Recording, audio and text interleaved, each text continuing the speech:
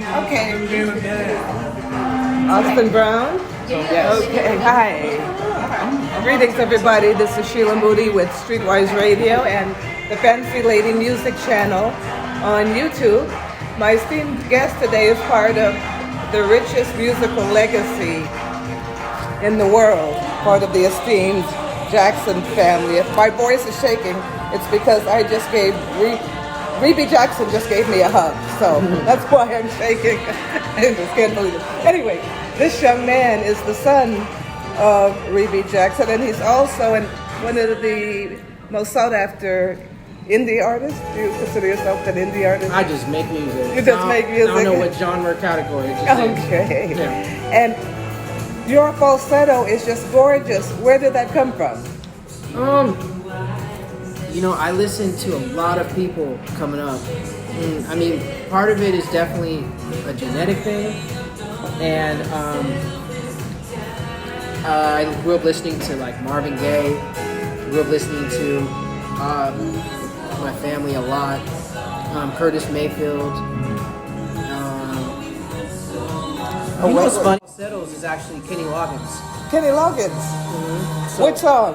It's Heart to Heart. Voice. I mean, all the stuff he did with Michael McDonald, just Kenny Loggins in general, him as a... But yeah, there's a lot of people, a lot of falsettos I grew up loving. Yeah. And yours is just rapturous. Thank you so much. And talk about your work with Tank and the Bangas. And are you going to be in Philly with them in a few weeks? No, I'm not going to be. I just talked to them today. They're doing a show with Dave Matthews Band. They're oh, really? Dave Matthews Band today. Oh, that's great. It's Tank's birthday, by the way. Oh, happy birthday, Tank. The work with them has just been amazing. It happened organically and naturally.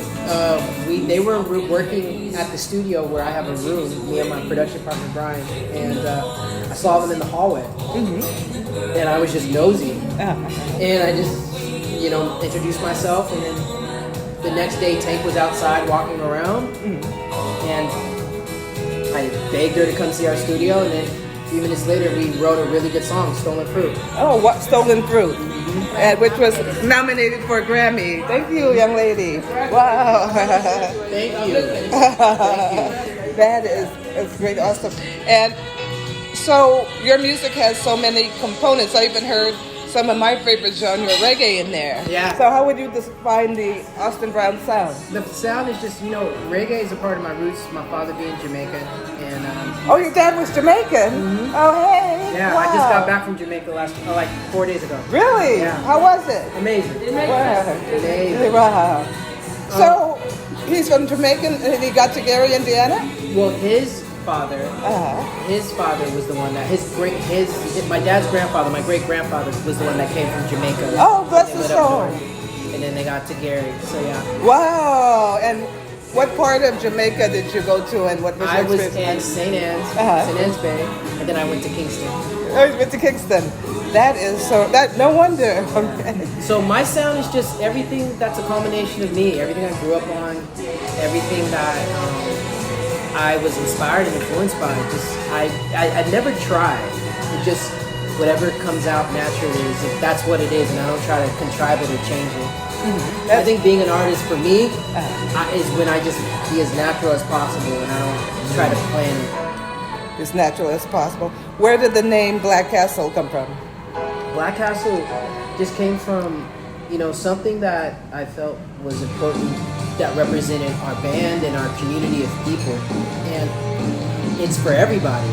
And it's really about unity, and it's about love. And I feel like it's something that's unwavering. A castle is strong, it's firm, it stands up, it stays forever. Ooh, I love this song. I do too. Man, this song's so dope. Get up off of that thing. James, that falsetto. That's awesome. So what advice did your uncle, your beloved uncle, my beloved muse, MJ, what advice did he give you on your soul and your style? You know what's funny? I did an article recently. In BT, I read it. You can hear all of that in there. Okay. I specifically did it for that reason, for when I could ask this question. I put it all in there. Okay, all in there. I mean, just being authentic and true to yourself. And doing what's wait. Rich, Sarah. No, they're part of us. Yeah. No, Sarah, come on. He didn't know, we told him to. We said you have all those muscles, you use them for something. Yeah, that was part of the thing. Give me like 5 minutes.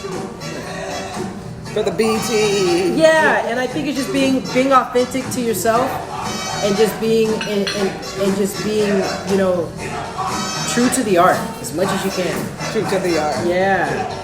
And what about your mother? Also has a beautiful singing voice. I come across her music on YouTube a lot. Thinking, dang, Rebe could sing. What was it like growing up with her? And what? I mean, she's my biggest musical influence by far, more than anybody. Anybody is my mom. You know, she used to sing around the house all the time, and she just had the most beautiful voice, just the most beautiful voice. And yeah, just having that made it natural. And so it never was something that was contrived. It was something that was natural. And so having my mother always doing that inspired me to do it. Like I said, I got a hug from Rebe Jackson. I'm still shaking. So tonight is Beyonce night, and you were still able to draw a crowd. That's unbelievable. No, not unbelievable, but how do you feel about that?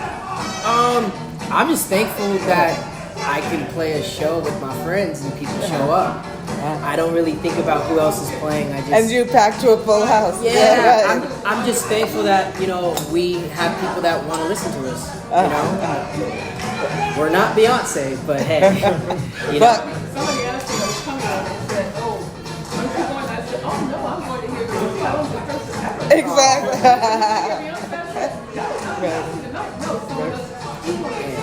Much love and respect. Oh, thank you. And last question, Mr. Brown. The Fancy Lady music channel comes with a bit of humor, and I ask all of the artists to name one fancy thing they're wearing. Mine is this MJ bracelet that I got at Target in honor of your uncle. Okay. And what's your fancy thing? What are you wearing? A Black Castle T-shirt. Okay. That's merch. That's merch. Beautiful Black merch. Castle T-shirt. Fancy Lady got one too, and what else? What else are you wearing? I have this chain that I always wear that I got from this thrift store. It's like one of my dog chains.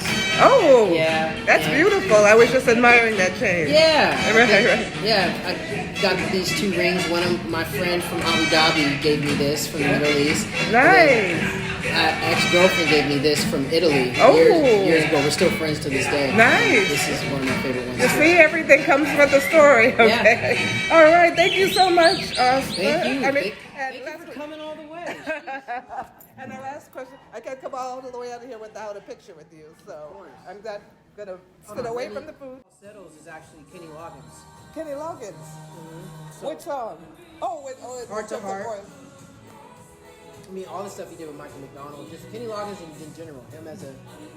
But yeah, there's a lot of people, a lot of falsettos I grew up loving. Yes, and yours is just rapturous. Thank you so much. And talk about your work with Tank and the Bangas. And are you going to be in Philly with them in a few weeks? No, I'm not gonna be. I just talked to them today. They're doing a show with Dave Matthews Band. Oh, really? Dave Matthews Band today. Oh, that's great. It's Tank's birthday, by the way. Oh, happy birthday, Tank. The work with them has just been amazing. It happened organically and naturally. They were working at the studio where I have a room, me and my production partner Brian, and I saw them in the hallway, and I was just nosy, and I just, introduced myself, and then the next day Tank was outside walking around,